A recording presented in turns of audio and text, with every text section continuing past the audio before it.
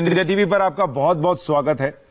Corona काल में जान भी जहान भी, इसकी बात तो हो रही है सर, पर छात्रों और पेरेंट्स के लिए इससे अलग एक चिंता पढ़ाई भी, इम्तिहान भी की है।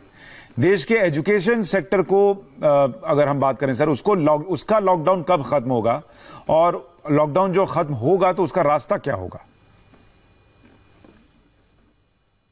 हाँ, बात सही है कि जान भी और जहान भी, और फिर जान है तो जहान है। तो जान भी चाहिए और हमको जहान भी चाहिए। अपना देश चाहिए, वो देश के लिए अपना जीवन की रक्षा भी ज़रूरी है और अपने देशवासियों की रक्षा भी ज़रूरी है, परिवार के लोगों की भी रक्षा ज़रूरी है। और इसलिए बहुत ज़रूरी है कि इन दोनों बातें साथ साथ चलें और चलना ही चाहिए। ये बात तो ठीक है कि अभिभावक की चिंता है, और अभिभावक की चिंता नहीं, हमारी भी चिंता है कि बच्चे की पढ़ाई कैसी हो। और इसलिए आपने देखा कि जहाँ हमारे प्रधानमंत्री जी के आह्वान पर पूरा देश एकजुट हुआ और सब लोगों ने एक एक विषय का, एक एक बिंदु का अक्षर से पालन करके और एकजुटता दिखाई।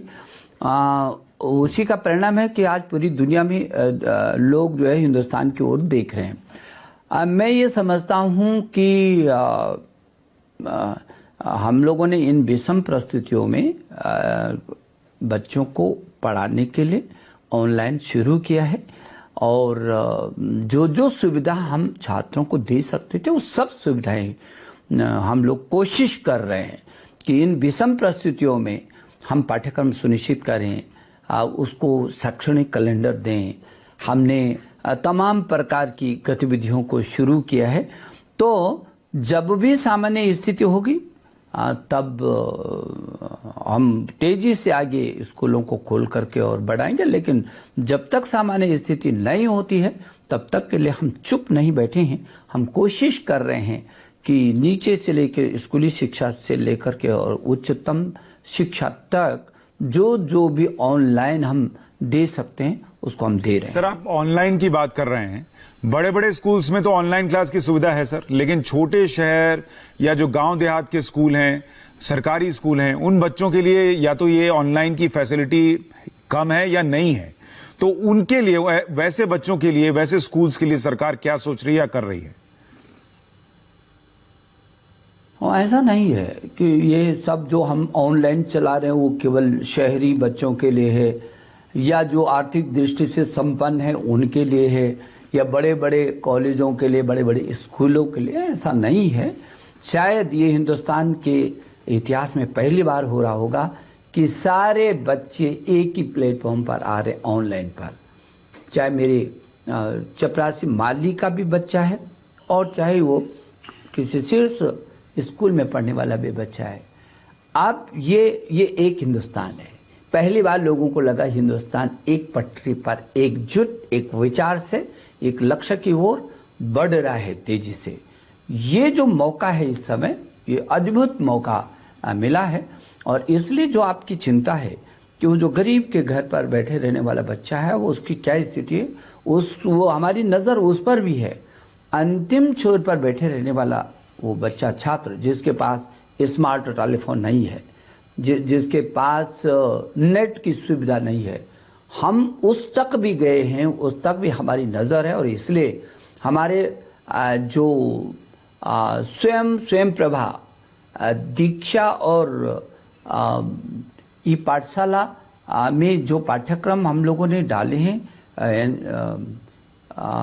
उनको तो हम कराए रहे हैं, लेकिन स्वयं प्रभा पर टीवी के माध्यम से, जिसके पास नेट नहीं वो टीवी के माध्यम से, दूरदर्शन के माध्यम से अपना सारा पाठ्यक्रम ले सकता है। 32 चैनल हमारे 24 घंटा टीवी के चैनल चल रहे हैं। उन 32 टीवी चैनलों में हमने सुनिश्चित किया है कि किस चैनल पर किस समय और कब कौन सा पाठ्यक्रम वो बच्चा देखेगा, पढ़ेगा। और इसमें हम बहुत तेज़ी से काम करें। ये डीटीएच पर है, डिश टीवी पर है, एयरटेल पर है, जियो मोबाइल पर है, टाटा स्काई पर है। तो इन सभी पर उसको फ्री शिक्षा वहाँ पर उपलब्ध हम कराने की कोशिश कर रहे हैं और काफी कुछ हम उस तक पहुंच गए हैं। चलिए ठीक है, कोशिश है यानी बच्चों तक पढ़ाई पहुंचे इसके लिए आप कोशिश कर रहे हैं और हर बच्चे तक पहुंचे ये भी आप प्रयास कर रहे हैं। आपने परीक्षाओं का भी ऐलान किया सर, परीक्षा की तारीख का ऐलान किया। 10वीं 12वीं ग्रेजुएशन या जो एंट्रेंस एग्जाम्स होंगी सर, उनकी पेपर्स की जांच कैसे होगी, एग्जाम कैसे होंगे, रिजल्ट कब तक आ पाएगा, पूरा रोड मैप क्या है सर? देखिए, हम लोगों ने जो परीक्षाओं की तिथि घोषित कर रहे हैं की है, क्योंकि बच्चे के मन में, अभिभावक के मन में बहुत सारी दुविधाएं थी। कहीं ऐसा ना हो कि अचानक कोई तिथि आ जाए और हम तैयार नहीं और कैसे करके होगा। सही बात। और तो अनिश्चितता की सी स्थिति अभिभावक और छात्रों के मन में थी। और हमने जब उनके प्रश्नों को सुना, उनकी समस्याओं को महसूस किया कि उनके मन में क्या चल रहा है, क्योंकि मैंने छात्रों के साथ भी लगातार संवाद किया है।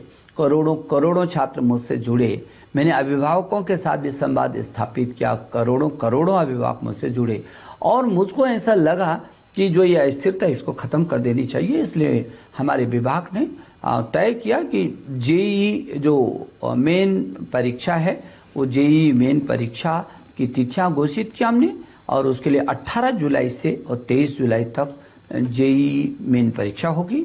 जबकि नीट की परीक्षा हम लोगों ने कहा था कि ये 26 जुलाई को सुनिश्चित हुई, स्वास्थ्य विभाग के साथ बातचीत करने के बाद। और फिर लोगों के मन में था कि जेईई एडवांस का भी साहब आप बता दीजिए, तो उसकी भी जो छात्र छात्राएं तैयारी करना चाहते हैं उनकी भी अनिश्चितता दूर हो गई। तो उसको भी हमने दूर किया और हमने 23 अगस्त को जेईई एडवांस की तिथि भी घोषित की।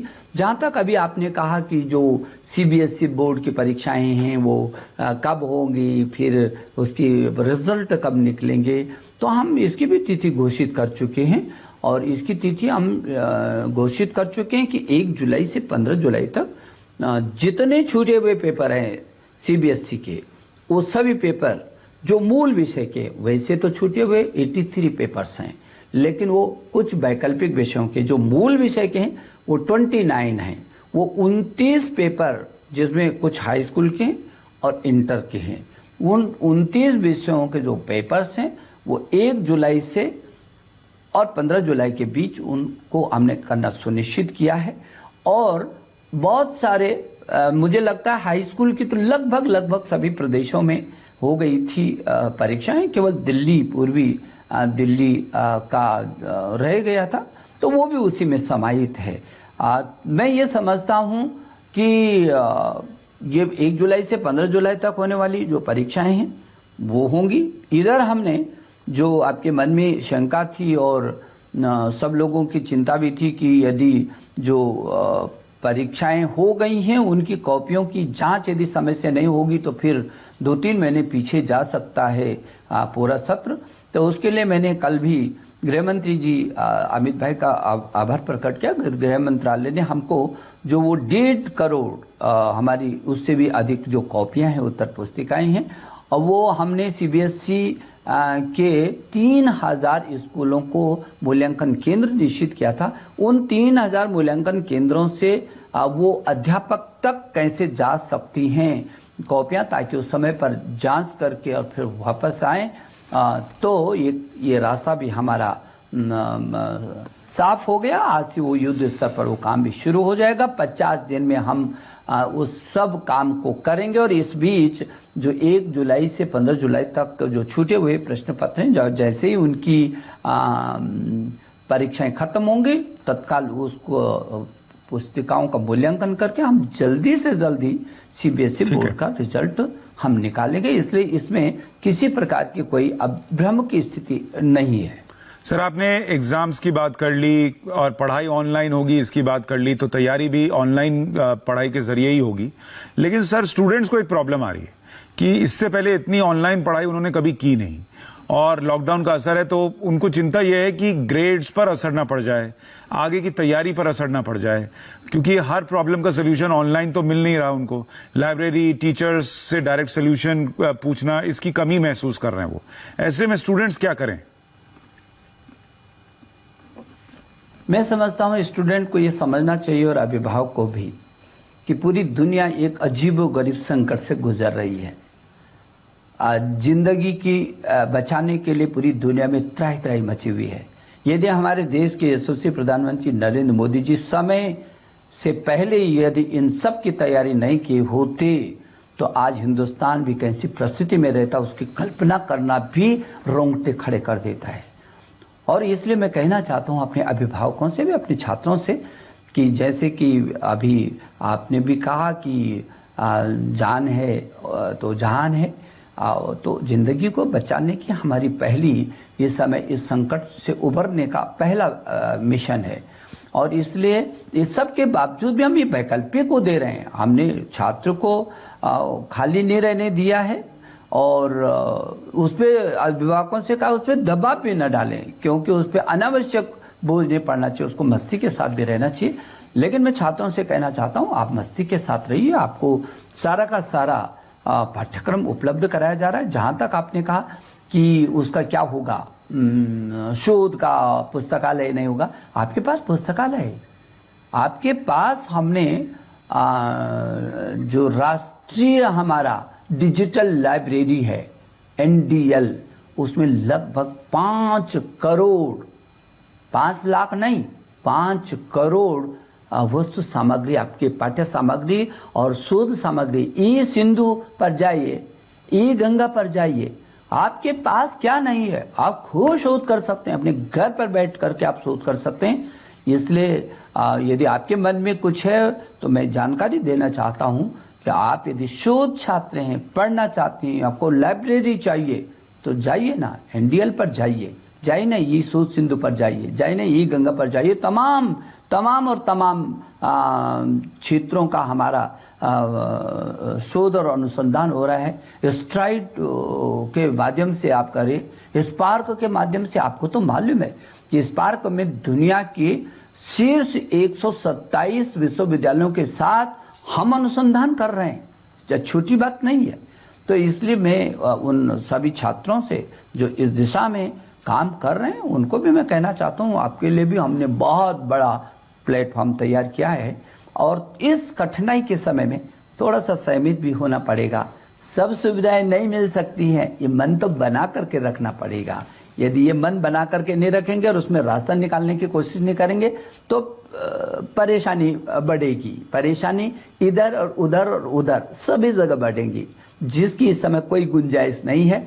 परेशानियों का मुकाबला करना है और इन परिस्थितियों में भी हमको रास्ता निकालना है, समय को भी पकड़ करके रखना है, समय हमारा बर्बाद ना हो, ये भी हमारे मंत्रालय की कोशिश है। और चौतरफा हमारी टीम रात और दिन जुटी हुई, आप कल्पना नहीं कर सकते हैं कि टीम, जबकि इस अवसर पर 24 घंटे में से 15-15 घंटे काम कर रहे हैं, रात और दिन जुटे, सिर्फ छात्रों का हित में क्या क्या कैसे कैसे करके उसके समय को हम बचा सकते हैं, उसकी मनस्थिति के अनुरूप उसको मदद कर सकते हैं। और मैं अभिभावकों को भी कहूँगा कि वो अपने बच्चे की पूरी मदद करें, वो दबाव न दें, उसको मस्ती के साथ भी रखें। और जितना हमने वैकल्पिक भी कुछ शैक्षणिक कैलेंडर किया है उच्च शिक्षा में भी और स्कूली शिक्षा में, उसके अनुसार आप चलाएंगे तो आपको अच्छा लगेगा। देखिए, परेशानियां सबके सामने, ये सबको पता है, लेकिन इन्हीं परेशानियों के बीच से रास्ता निकालना है। बहुत बहुत धन्यवाद सर, आपने जो करोड़ों स्टूडेंट्स हैं उनके मन की उलझन को दूर किया है इन जवाबों के जरिए। तो देश के मानव संसाधन विकास मंत्री को आप सुन रहे थे, उनका कहना था कि लॉकडाउन से अब लड़ना है तो घर पर रहना है, और उस घर में रहते हुए भी अगर पढ़ाई करनी है, एग्जाम देना है, तो उसके लिए सरकार ने जो तैयारियां की हैं उसका ब्यौरा वो दे रहे थे। फिलहाल एक छोटे से ब्रेक लिए रुक रहे हैं, ब्रेक के उस पार देखिए दिव्यांगों के लिए स्पेशल बुलेटिन।